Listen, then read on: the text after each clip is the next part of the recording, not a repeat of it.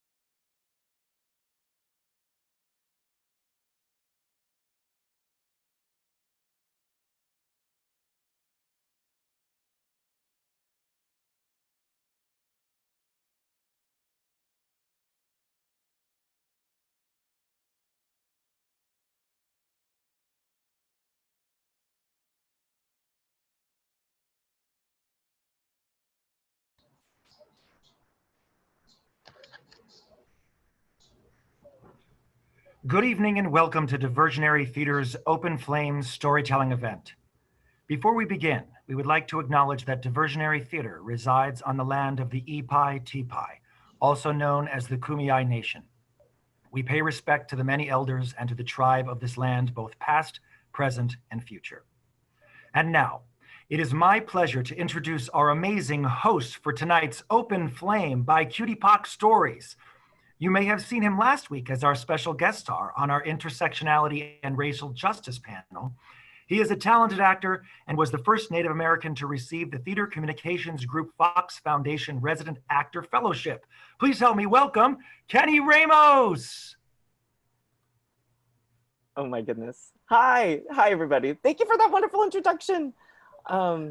Yes, okay. Well, first I'd like to formally introduce myself.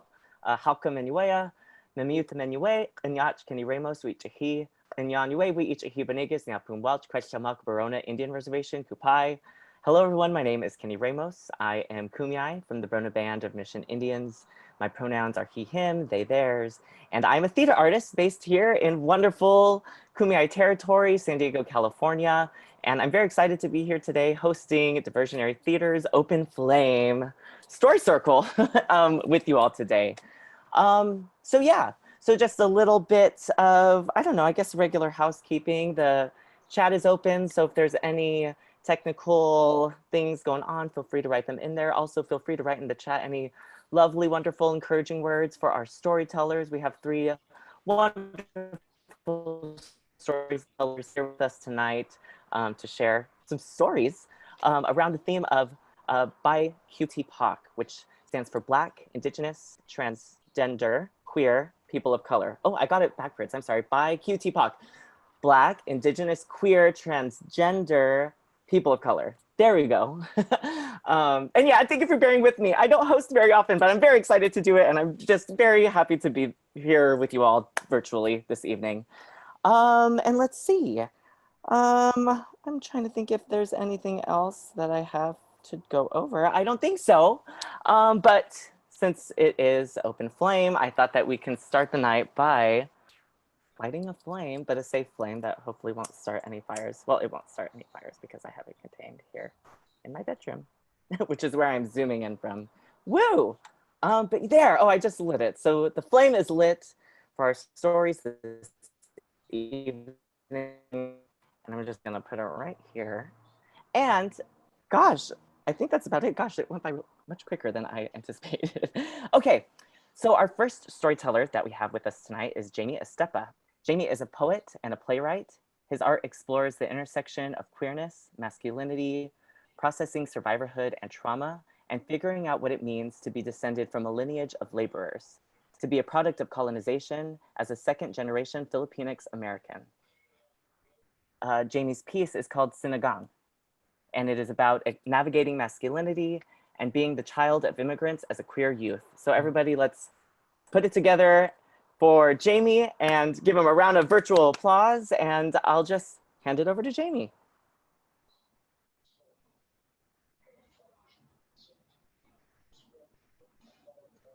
Don't forget to unmute yourself, Jamie. Thanks, Kenny. Appreciate it. All right. Thanks again for the nice introduction there. This piece again is titled Sinigang. In 2nd grade, my classmates and I had this activity where we shared our highlights of the week. My hand rose into the air and the teacher said, Jamie, what would you like to share about your week today? And I puffed my 7-year-old chest and announced, my mom made sinigang, but there was no patis. Even after she asked me to repeat, her expression was still blank. It was almost as if the 2 non-English words I said were sucked into a vacuum, disappearing into the Anglo abyss of her pupils, as if her ears could only hear white noise. My tongue didn't know how to say that sinigang is a sour soup commonly eaten in Filipino households. Its tang comes from tamarind, and mixed in is a range of anything from beef and cabbage, shrimp and broccoli, onion and potatoes, string beans, and patis. A fish sauce used to add a kick. Patis is brown and salty, like me. And yeah, I'm comparing my life to fish sauce, but maybe it's also been one giant pot of stewing frustration, topped with messages and affirmations of toxic masculinity, of heteronormativity. You see, in 5th grade, I came home with a permission slip to join the school choir. When I brought it up to my dad, ESPN blaring from the TV, he took a quick glance at the paper and said to me, "Only gay boys sing."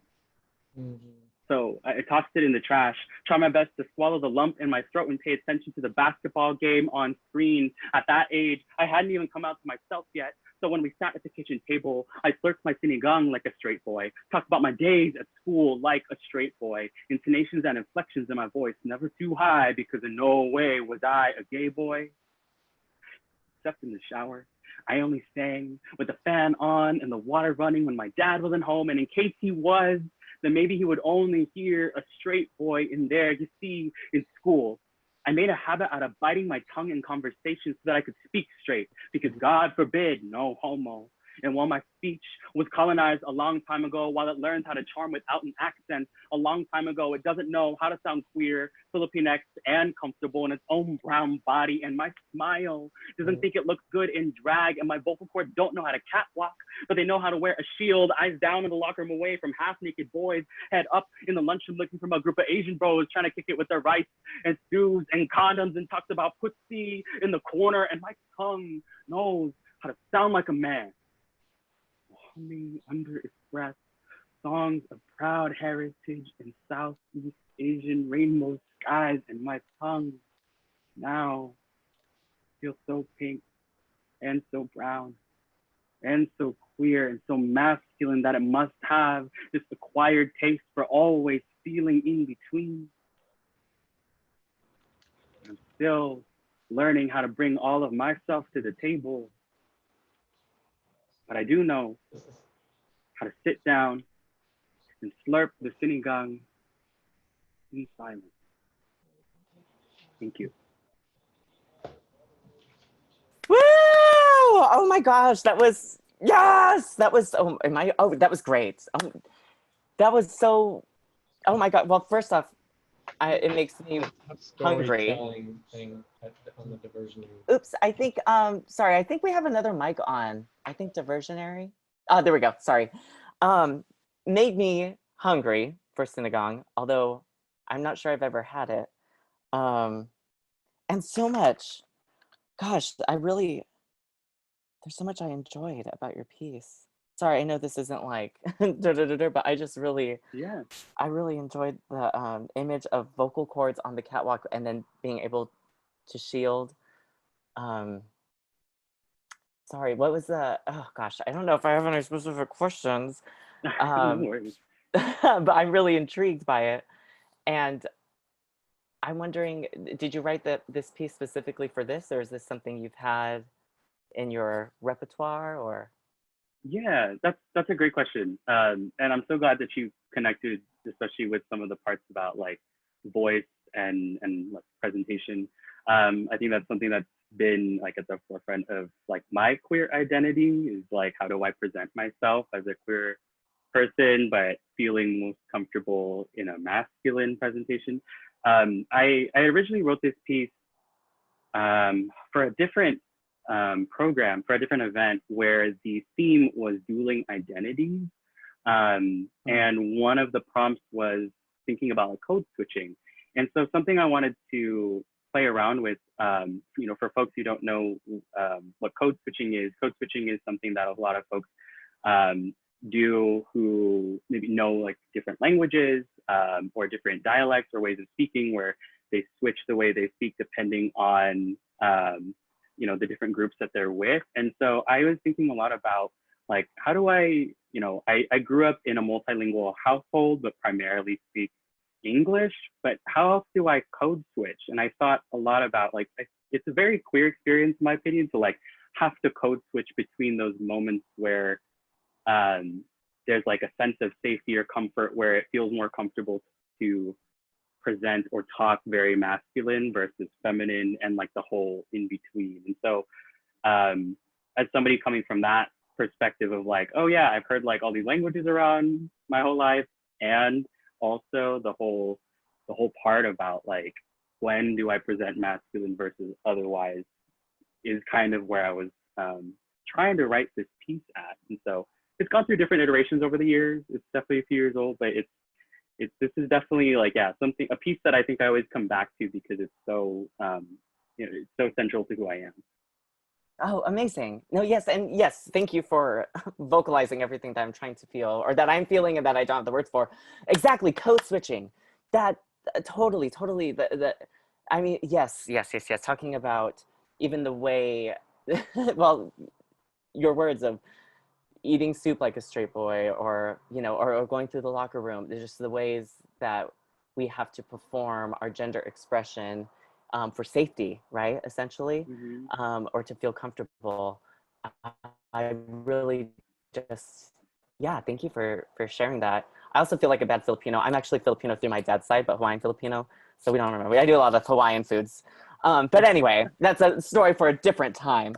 But yes, thank you so much. And I think you have another piece for us. Is that right? Or yeah, I do. I have another one. Yeah, I'd love to just go straight into it then. Great. I'll hand it over to you. Cool. Thanks, Kenny. So this piece is titled Araw. Araw also means day or sun, translated from Tagalog or Filipino. Okay. There are over 170 languages spoken in the Philippines. And as a Filipinx American, I speak none of them, which is frustrating because our elders and strangers and new Filipino friends love to ask, can you speak Tagalog? My titas and titos, my lolos and my lolas ask this. They laugh amongst each other in a circle around my cousins and me as we try to play Scrabble in our mouths, even though none of us have all the pieces to this game. At the family parties, barbecues do not just happen in the backyard. Roasts burn us American-raised children in the den. And when others ask if I can understand, I swallow the shame and say, no, my mom spoke Bisaya to me, her regional language. And I used to confuse the two because my dad's family speaks Tagalog. And I've asked my mom why she didn't teach my sister and me Tagalog, which she normally says, I don't know. I remember when I started school, my mom made it a point to speak more English at home. And then somewhere along the way, that's all that stuck.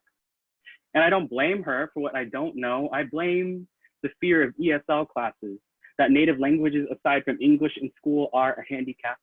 I blame our colonizers' tongues, together the Spanish and the Americans, forcing themselves onto our ancestors, baked empty promises of freedom and salvation into the bread we bless with prayer. They wrote their languages as official into the Philippine Constitution first, before any indigenous group. And so our names often sound borrowed or unfitting or not Southeastern Asian enough. I didn't want to be called Jaime in school because that sounded too Spanish to me. But I wonder now if my comfort with being called Jamie is a product of my American colonial mentality. And my mother too hates how her Spanish name sounds, Adelpha, shortens it to something easier for her American friends to pronounce, Del. To me, sounds like assimilation, but her name stands for so much more. So for her, I'll try to help reclaim it. Adelpha is a word for a shrub that grows glossy green leaves and blooms white to pink to reddish petals, native to Central Philippines. When she came here to plant her roots in Western soil, she knew that she and her descendants should thrive.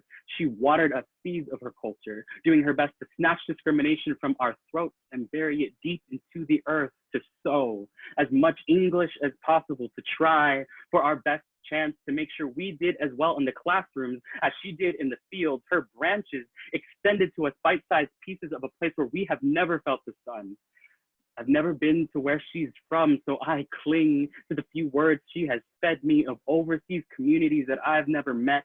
I remind myself that I, too, am born of her family of farm workers and fishermen from one of the smallest islands. I remind myself that I am as much a product of what has sprouted from the same sun in any language. And I remind myself that being tested whether I can speak isn't a game. And I feel so much lost the older I get, but this is a poem for my mother. And if she were here, I would say to her, Ma, Dili ko kasabot og Bisaya. I don't understand your language. Pero nakasabot ko nimo. But I understand you. Always. Thank you. Woo! Yes. Oh my gosh, another one that I'm obsessed with. That was great. I love this idea of languages. Oh gosh, of language colonialism and of the ways that I even relate to this as a Hawaiian Filipino person because of my last name. Sorry if I'm just like da da da da da. But my last name is Ramos, right, which stems from Spanish colonialism in the Philippines, right, and then passed down through my father's heritage. And oh gosh, so your point about pronouncing your name Jamie or Jaime and wondering about, you know, these names as products of colonialism and then challenging the pronunciation of them, but then wondering, is buying into assimilation. This is so great. I love all the complexity. But on a personal note, recently I've started, well, not recently, I don't know, years ago, really. I started saying my last name differently, like on purposely, not how it's supposed to sound in the Spanish language. Like I'll say Ramos, right? Which isn't, like you're supposed to roll your R, and Ramos. I can't roll my R's, but to me, it's a little act of defiance against colonialism. Do you know what I mean? Like, and even though it may, I guess, be an anglicized way of saying that word, my point being, like, coming from people that were colonized by the Spanish on both sides, my mother's people here in Southern California and in the Spanish mission system, and then my father's people in Ilocos Norte. That's just my kind of response to having a Spanish last name, but having no connection because it's a product of colonialism. Yeah, And I totally hear you. I just went on a long tangent on about myself, but it's because your piece spoke to me so much, and I really appreciate you writing that. And it was there. What sparked the inspiration for you to write that piece? Well, I think you touched on like a lot of what I was feeling. I mean, I'm so happy that you're able to connect with it in that way.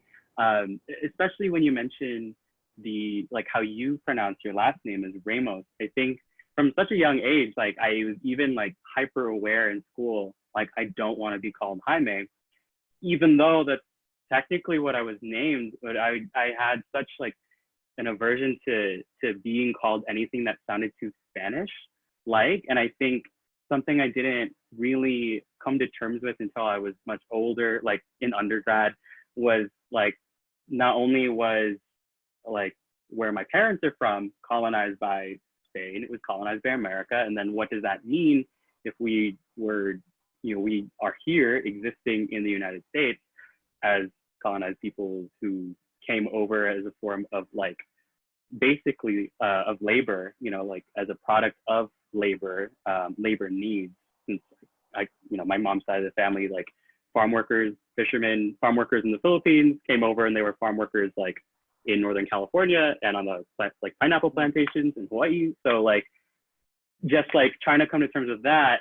And also like, so how do I honor my own name? You know, like if I'm coming from this like intense system, it's something that I've really like, I knew I had a feeling about like that internal struggle as a kid, but I think it's something that I'm like, yeah, literally until I became an adult, I haven't had the words to talk about it. And so I think similar to Sinigang, like this piece is one that I feel like I've always had brewing inside of me, but until I really started to explore like storytelling and exploring like spoken word as an art form, wasn't something that was really easy for me to articulate. So it's only really come out of me, like I think this piece, I wrote it for another event like last spring, like 2019. So also gone through like different iterations of like workshopping with other artist friends and just trying to make it better and easier to understand. And again, I'm so happy that you connected with some parts that, like for me, it always felt so like isolating. And so to know that there's other folks out there too, like kind of experiencing that again, like that struggle is definitely very comforting. Yeah, so thank you for sharing your experience too. Oh my God, sorry, I'm just like da da da da. Well, thank you. I just want to talk to you more because I feel like there's other connections too. The idea of, I mean, farm workers, my great grandparents from Ilocos Norte, they were also plantation workers in Hawaii. And then there's actually a lot of historical intermixing with Filipino people in the Central Valley all the way up into the Pacific Northwest with American Indians. And there's a lot of reasons why that was. So I'm hoping we can connect sometime after. I just want to talk to you more. And thank you for being so eloquent and speaking about the themes of your piece in a very clear and wonderful way that I feel just totally like, I'm grasping for words right now. It's been a long day. But I hear you. But thank you so much. I think that's it. I want to give you a round of applause. I know it's just my claps that you can hear, but hopefully I believe everyone else that has listened to your pieces tonight also enjoyed them. And thank you so much for spending time with us and sharing your talents with us. Yeah, thank you, Kenny. And shout out to the next Storytellers. You cool. Wow, okay. Whew. Great. Oh, hi, Milena, there you are. Hello. There you are. Hi, Nice to I'm see your here. face. I'll And just I have my candle, so I'm ready for the fireside chat. Oh my gosh, perfect. We are here together with our lit flames. Together, yes. Lovely. So great. So everybody, this is Milena Phillips, actor, mother, and advocate, here to tell our next story. Her story, The Mailbox, focuses on implicit racial bias, also known as implicit social cognition. Implicit bias refers to the attitudes or stereotypes that affect our understanding, actions, and decisions in an unconscious manner. These biases encompass both favorable and unfavorable assessments that reside deep in the subconsciousness. In the subconscious or subconsciousness. Sorry, but everyone, you get it. They get it. Milena, I will pass it off to you if that's all right, and looking forward to hearing what you have for us. Okay. My story, The Mailbox. Now, my mailbox is at the end of my driveway, about 35, 40 yards on the other side of the road. I live in Fallbrook. It's a very rural community. Now, the Black population is less than 1%. So needless to say, all my neighbors are white. Now, I can't see my neighbors' houses due to the acreage and trees and bushes. I see more rabbits and ground squirrels than people in cars on my street. I love it here. It's a dream come true. My husband and I, we have horses, and we're able to board the horses right here on our property. Now, my usual habit is to go to my mailbox when I arrive home or when I'm leaving to save me that long walk down the driveway. Going down the drive is easy because it slopes downhill, but coming up, it's a workout. But on August the 4th, 2020, a very interesting thing happened while I was getting my mail. For the first time since moving to my neighborhood, I was stopped by the sheriff. Now, in my area, we don't have police. We have the sheriff. Now, I had just gotten my mail, and I was in the car looking through it, and like usual, mostly junk. And I gave it to my 11-year-old son, who was sitting in the passenger seat. And I checked my side mirror before pulling out onto the road. And to my surprise, I saw a sheriff SUV. Now, I've never seen a sheriff on our street. Now, I'm sure they come. I just have never seen one in the 15 years I've lived here. He stopped and allowed me to pull out onto the street, and I did.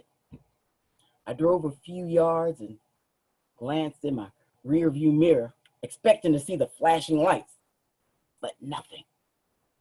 I continued a few more yards, and then I heard the siren and saw the lights. My son immediately became afraid. Mama, it's the police. Mama, what they gonna do? What they gonna do? I told him, baby, calm down. It's gonna be fine. I pulled the car on over, put it in park, rolled my windows down, and placed both hands on the wheel. I looked in my side mirror, and I could see the sheriff. His door opened, and he began to walk towards us. I noticed he wasn't wearing a mask, and I wanted to put mine on, but I dared not move. When he approached me, he said, there's been people robbing mail in the area. And I immediately told him, that's my mailbox. I live there. And then he noticed my son and he smiled, said, hello, would you like a sticker? My son looked at him. He didn't say a word. He just stared. I spoke up and said, oh, yes, he would. That would be nice. Thank you. The officer, he left us and returned with 2 sheriff badge stickers and told me, have a nice day. My son immediately started talking. Mama, I thought we was gonna die. I thought he was gonna shoot us. Mama, I was so scared. I said, I know, baby, I know, everything's fine. And I was glad. The sheriff was nice. But I was also very aware that it could have gone differently. What about me made him feel a possible crime was being committed? And he felt this so strongly that even after running my plates and seeing this car is registered here, he still felt the need to escalate the situation by pulling me over. What was he really looking for? He never asked me for my driver's license or registration, so obviously he knew. Did he think I was a black male? I mean, it's quite obvious that I'm black, but maybe he couldn't tell if I was male or female. And if I was a male, would it have gone differently? I would have been in my rights to ask, well, when was the mail robbery report given? What area? Have you stopped other middle-aged women getting their mail, or am I the lucky one? I asked none of those questions because I knew. A ticket hurts your pocketbook, but getting arrested, you could lose your life. The goal is to stay alive. Have you ever been stopped by the police while you were getting your mail? Thank you. Oh my gosh, yes. Melena. Oh, did I cut you off? No, that was the end. That was the end. I was like, oh, is there more? Is there more? Oh, thank you. Thank you for sharing that. I'm taking a breath because of, yes, the reality of this predicament. I identified immediately just you talking about Fallbrook. I didn't know you were in Fallbrook. Oh my gosh. I'm out here in Lakeside, which is a little different, but similar. And yeah, exactly. You know that we got some similarities here. And we would be under the sheriff too, you know, unincorporated. And oh my gosh, and I've definitely been to Fallbrook. Yeah, when you said Fallbrook, I was like, oh no, what the? But I know it's pretty up there. You got horses, that's nice. Yeah, we do. But oh my gosh, that is so this just happened. This just happened. Yeah. Recently, right? In August. And I'm wondering if did you write this piece immediately in response because you needed to process what had happened, or, you know, this opportunity came along to share stories and this is what you wanted to write? Like, what was I know the story, this piece started from this incident that happened in August, and what really compelled you to write about it and share it with us? Well, actually, I first shared it on Facebook, and what was most interesting was the response that I'd received from different people. You know, oh, my mail was stolen too. Well, did the police ever go looking for the thief of your mail? I don't know of any police that takes their time to ask people, oh, is this your mailbox? They don't, that's not their job. I mean, yes, they can technically do it, but do they? No, they don't. I know that, and I wrote this piece when he asked me to be a part of the story time. I thought, oh, I know what I'm going to share. And also because of the response of my husband, he was really upset. He was not happy when he found out what had happened because he felt that it was discriminatory, and of course implicit bias, because I was telling him, I said, well, you know, I don't think the cop really wanted to. I think that he was thinking about it and then decided to. And I said, but that's what implicit bias is. It's so deep inside you that you see a black person and you assume there must be a crime being committed. I don't believe he would have stopped any white middle-aged woman or a white person getting their mail and let them know, well, there's been mail been stolen. I don't believe he'd have wasted his time doing that.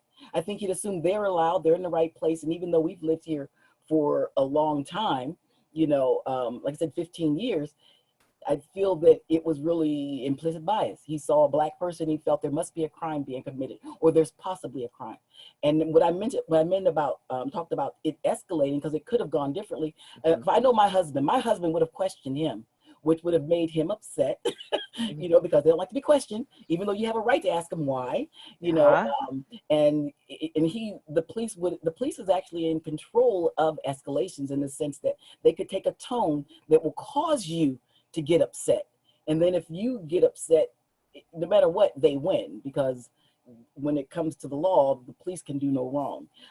If I had been shot there, the police would have done it. It would be justified, because he has to just be afraid for any reason. And the fact that he would go as far as pulling me over while getting the mail, you know, any little thing, any movement that I could have made could have frightened him. You know, and things, which is one of the things that we talk about so often, is that, you know, there's no way that a broken tail light should ever end in someone getting killed. There's no way that, you know, these simple little stops, running a light, driving too fast, you know, falling asleep in your car, should escalate ever to where someone is now killed. And so, and a lot of it to me is implicit bias. And of course, we know about the explicit bias, where that's obvious. People know. You know, some people are just racist, and that's period. And they're okay with it. They understand it. But it's these type of people that don't even realize it, because it's so deep. They see brown skin and they feel there's a crime. Yes. You know, you don't belong here. And if you are here, then you must have done something wrong.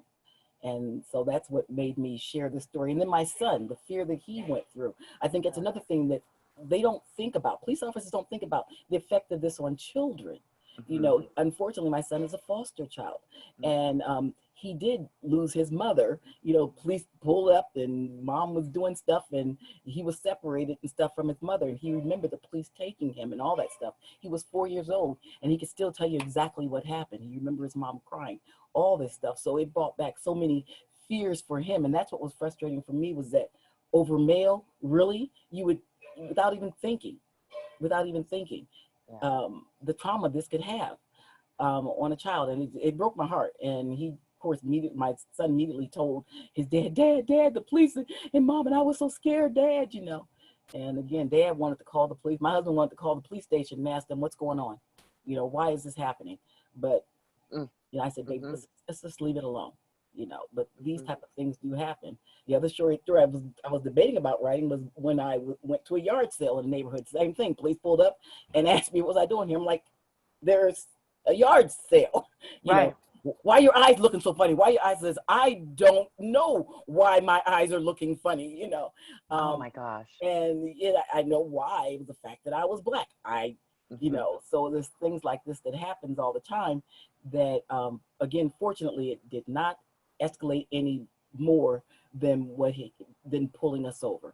But again, that's why we talk about being over policed and stuff. If they stop doing that stuff, you know, then we'd have less of these killings going on. Yes. Oh my gosh, yes to everything that you've just shared. And it's deeply embedded, like anti-Blackness and racism can be so deeply embedded that these implicit biases are affecting right here in our community, right here in our backyard, and people don't really realize it, right? And so I'm so happy that you shared, just, you know, being here in San Diego, being in Fallbrook, and just the prevalence of how this is really just a pandemic in terms of how deeply racist so many of the structures of this country are, and how that manifests within the police and within different parts of our society. This made me think of a story of a personal story. I once was in Balboa Park with a friend from college who was Black, and we were both, you know, in Balboa Park. It's, you know, I'd been to Balboa Park, and we were both, you know, we're having a good time. We start to smoke, and we're away from everybody. We're not bothering anybody. And a white man comes up to us and just starts harassing us and saying, are you smoking crack? And then my friend, who's very vocal, he's from the Bay Area, I was just like, I'm just already like, why is this person even approaching us, you know? And he's like I think we were both like, crack, like, what do you mean? Like, excuse me, sir, like, you know. But anyway, it escalated to the point where this man wasn't even in a position of authority, right? This was just a regular person at the park, proceeded to get out their phone and call the police on us and say we were smoking crack. And we were not doing anything of the sort. And my friend's response, I really loved, because he got his phone out and called the police. And 911, we are being harassed. We are being harassed by this white man. And it scared the white man. And like, you know, because all of a sudden now we're calling the police because this man was harassing us out of nowhere.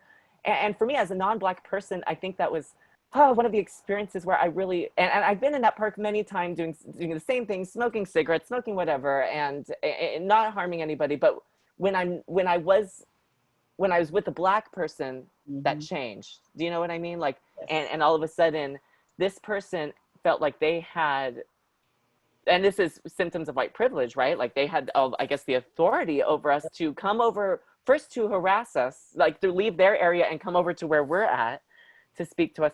And then to call the police on us for absolutely nothing, you know, and I've been in Bellow Park since, and just I'll just will never forget. And you know, I'm not a Black-bodied individual, and I don't know truly the experience of what it means to be Black in this country, and all of the ways that anti-Blackness and white supremacy and racism manifest within the structures and affect your community. But I'll just never forget that day, and how I really got a little taste. And anyway, I don't think enough people really get to hear just accounts like yours, just every day going to the mail, home in your own front yard, and that this implicit bias affects you. It really affects all of us, because until these things are really addressed, you know, how can our society really be equitable and move forward? And when we're talking about these brutal killings of Black people across the nation and the lack of justice for it, like, you know, it's just there's so much work to do. There is. And really create a more just and equitable society. And I'm so happy that situation didn't escalate, and that you, and tying back to even earlier code switching, right? Like you had to code switch, right? To interact with this officer in a position of authority in order to make sure that this situation. He felt safe. I had to make sure that he felt safe. Now he's the one with the gun, but I had to make sure that he felt safe for that he wouldn't hurt me. Yes. And that's sad. I had to do everything, you know, and smile and let him know I'm good, I'm safe, there's nothing wrong. But what bothers me in thinking about that is that I know when my son gets older, if he sees the police and he runs, they're going to assume he's doing something, and they may shoot, because this fear is something that he had. Like I said, he's a foster, you know, I got him as a foster child when he was 4. It's been there. This added to the fear. Okay, good, nothing happened, don't get me wrong, but still. And to me, these interactions need to stop unless it's absolutely necessary, unless you think a crime is being committed. I mean, really, once you ran my plate, you could run my plate, which is fine. You never asked my driver's license. Once you ran my plate, you see this car belongs in this neighborhood, it's right here. Then there's no reason to stop me. Right, absolutely. You know, that's the thing. So, yeah. Oh my gosh, yes to everything. Yes, I just see his comment. It is infuriating. Yes, it is. Indeed. Everyone get angry.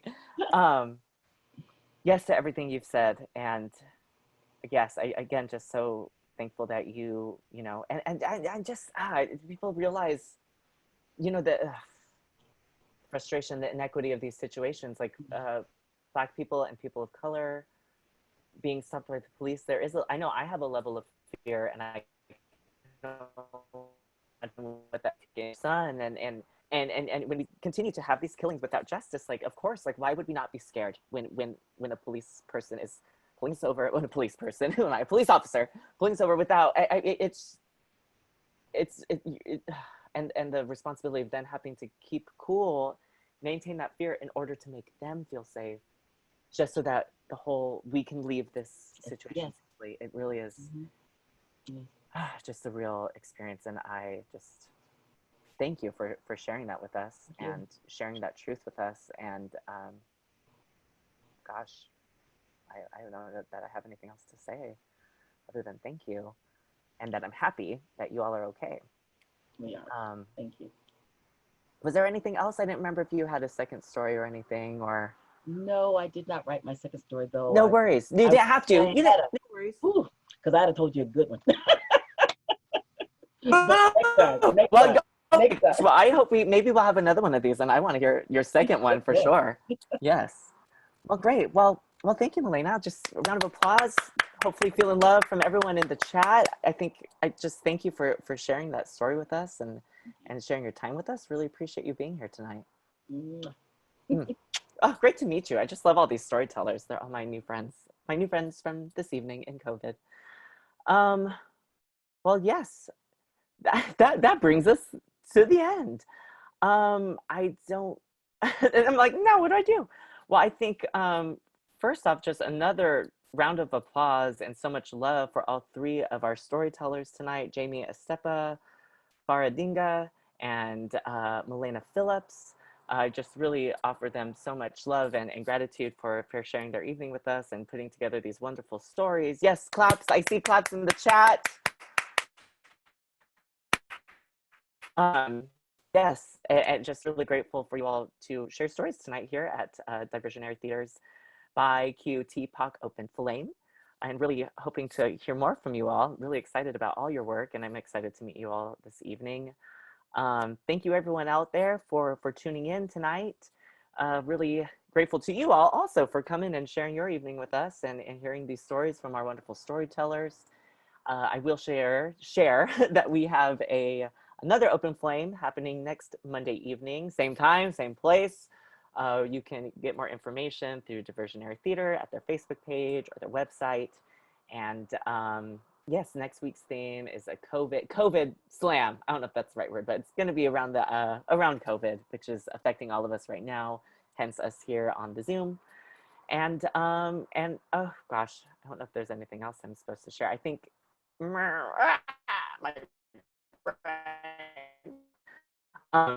thank you for putting up with me. Thank you for putting up with me this evening, and just my I don't know, sporadic self.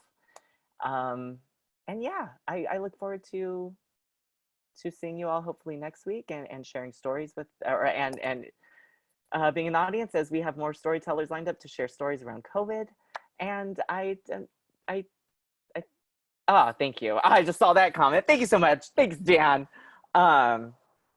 But great. I mean, I'm leaving it a little open. I don't know if I'm missing anything with Diversionary peeps, Mr. Schuyler, Mr. Matt. I think we're good to go. You're all good, they said. So yes, so with that, I'm gonna blow out our little flame. Thank you for being with us this evening, everybody. And with that, the flame is out and our stories are over. Thank you so much. Till next time, see you next week.